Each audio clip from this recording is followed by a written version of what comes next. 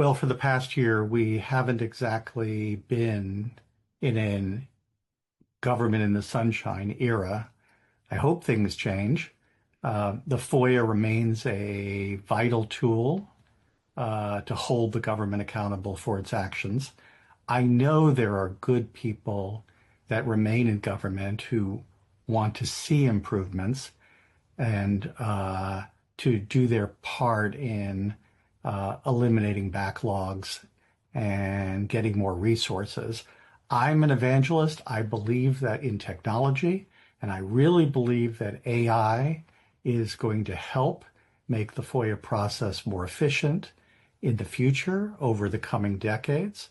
Um, and at some places now there is some early adopters of AI technology in the search process and elsewhere, but it certainly isn't evenly distributed. So hopefully each of us can do our part to change that.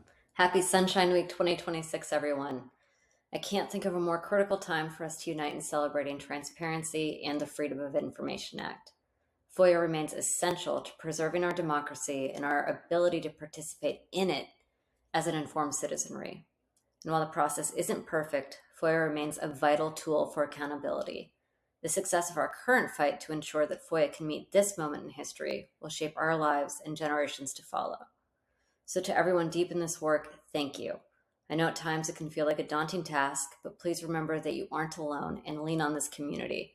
We're all here fighting for a better future for FOIA together.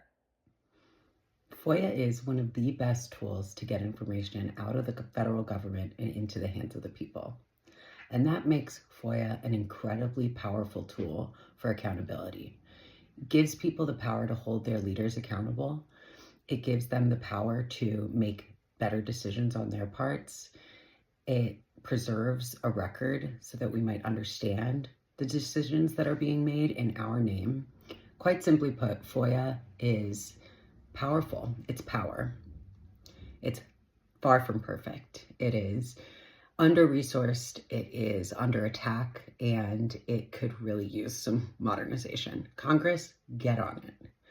But even in its imperfect state, FOIA is power. Hi everyone, I'm Bill Holzerland. I believe there's nothing more fundamentally American than the right of the people to know what their government is up to. I'm deeply honored by this recognition, but I believe it truly belongs to the phenomenal leaders and outstanding public servants I've worked for and with over a lengthy career here. My first job was delivering the Buffalo News, where I learned early that informed people holding government accountable build stronger communities. I was shaped by the journalism program at St. Bonaventure University, founded by Russell J. Jandoli, whose legacy of moral, ethical reporting still guides my work.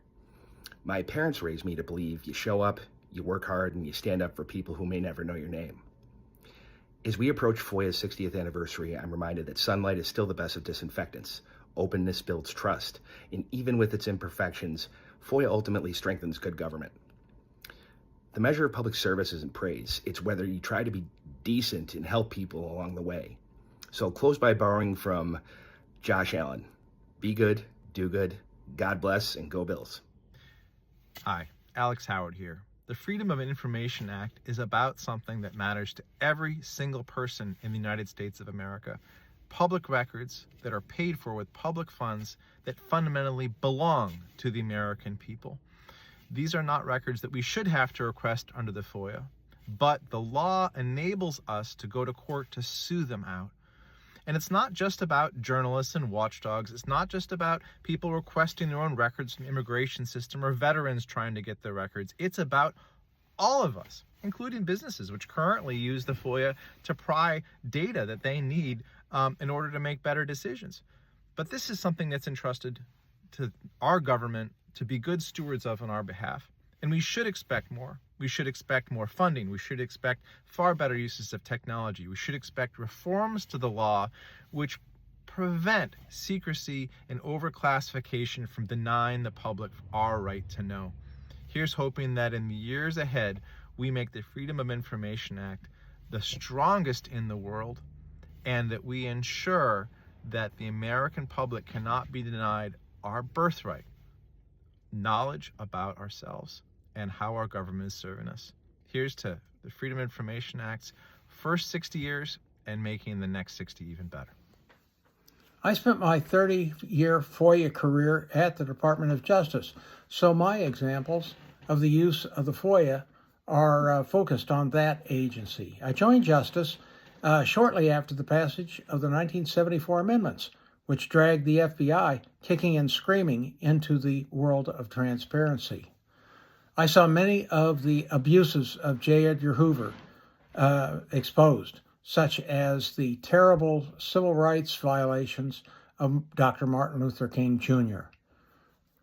The FOIA also disclosed the FBI's history of black bag jobs, where agents without warrants surreptitiously broke into homes in search of evidence.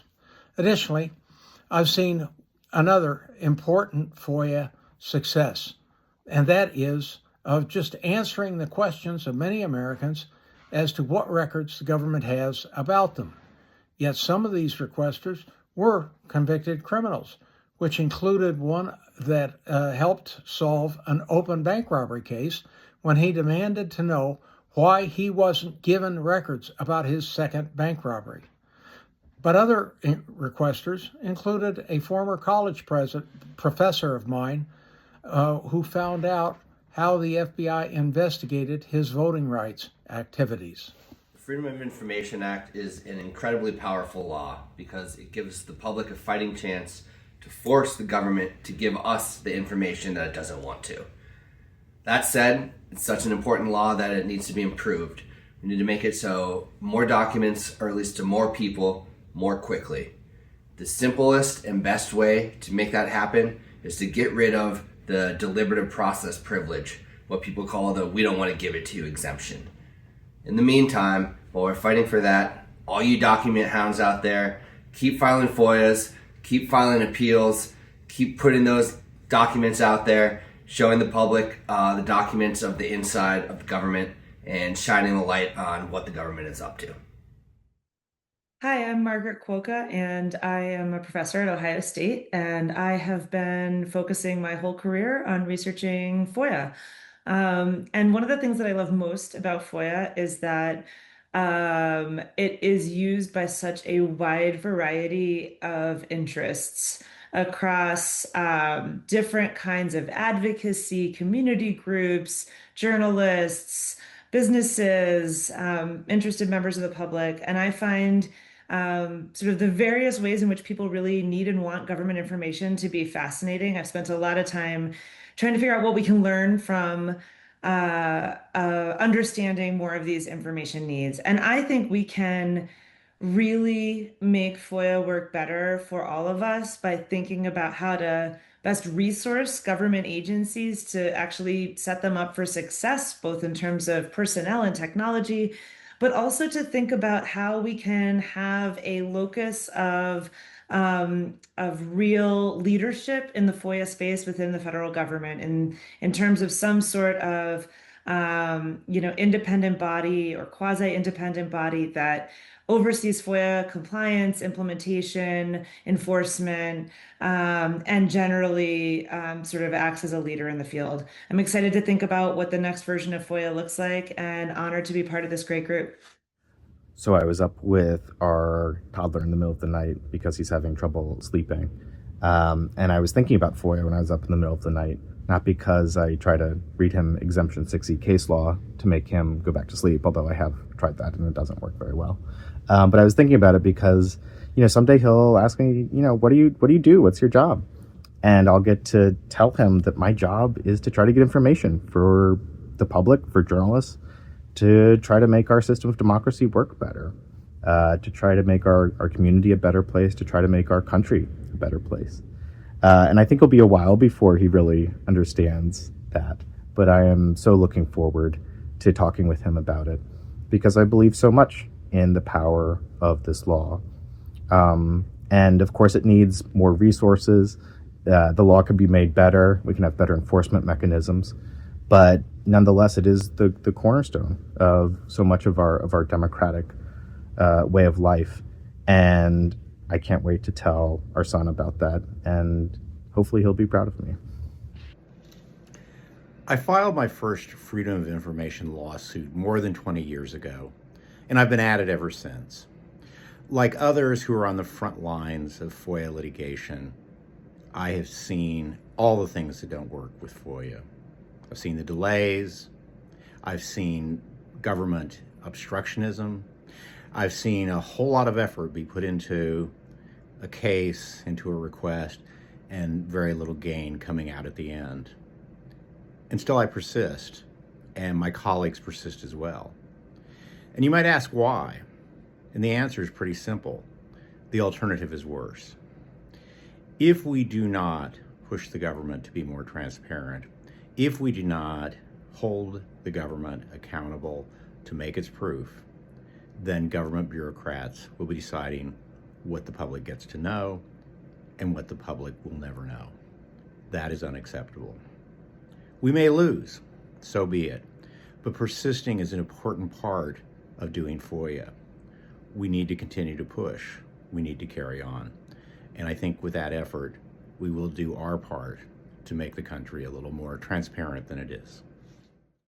Kirsten Mitchell here with the Federal FOIA Ombuds, the Office of Government Information Services at the National Archives. I'm delighted to be inducted into the FOIA Hall of Fame. To understand why FOIA matters, read the Declaration of Independence and the Constitution.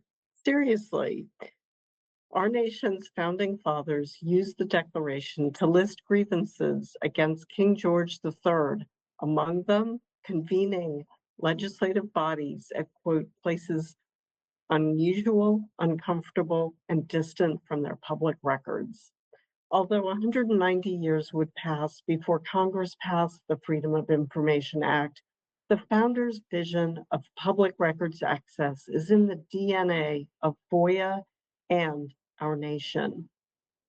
The founding fathers recognized, as Congress did in 1966, and we do today, that an informed citizenry is crucial to our democracy. FOIA may be imperfect, but it is a vital tool for all Americans to become more informed and, in the words of our Constitution, build a more perfect union. At a time when it feels like fewer and fewer people control more and more of our daily lives, FOIA is the ultimate reminder that in a democracy, everyone has a voice and a right to ask questions. I remember the first time that I read about the Freedom of Information Act. The late Russ Kick had stood up to the Pentagon and even the President of the United States to publish information that the government found uncomfortable, but that showed the real human cost of the war on terror. That's the power of one person asking questions.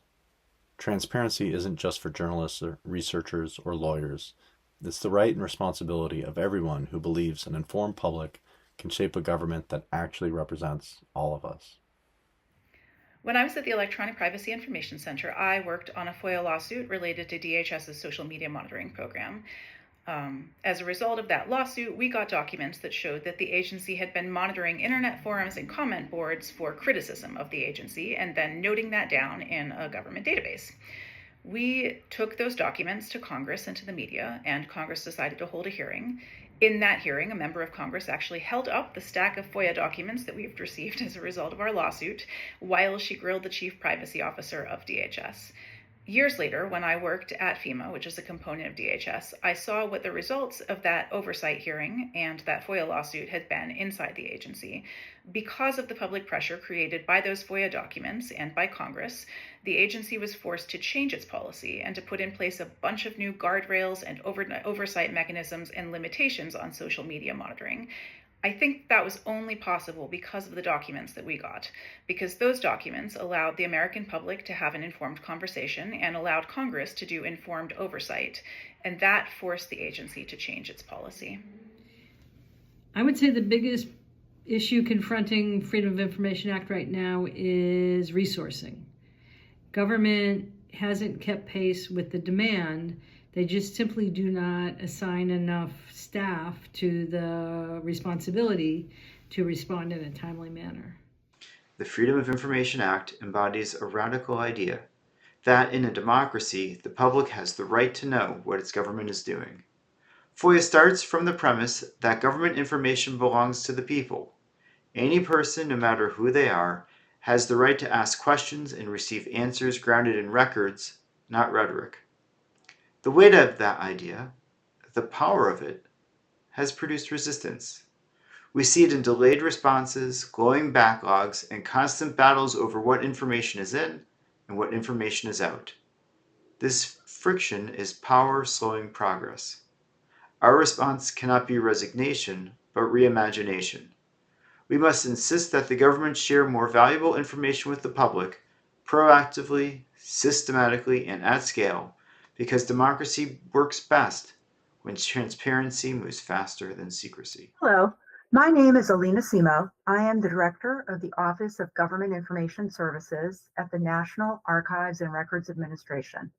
It is my honor to have been nominated to the National FOIA Hall of Fame, along with many other distinguished FOIA professionals this year in 2026. I have been asked to say a few words about why FOIA matters and how to make FOIA better today. Those are two very important topics. FOIA matters because access to information is not theoretical. It affects real people and real outcomes. In my work, I have seen FOIA requests stall, not because records didn't exist, but because communication broke down. When the parties were brought together, when the requester clarified what they were really seeking, and the agency explained what records were actually available, the dispute often resolved without the need for further litigation. That's why FOIA matters. It's not just about access to records. It's about access to understanding. To make FOIA better today, we need more timely and clear communication and systems that support transparency. When FOIA works as it should, it doesn't just result in the release of records. It builds trust in government.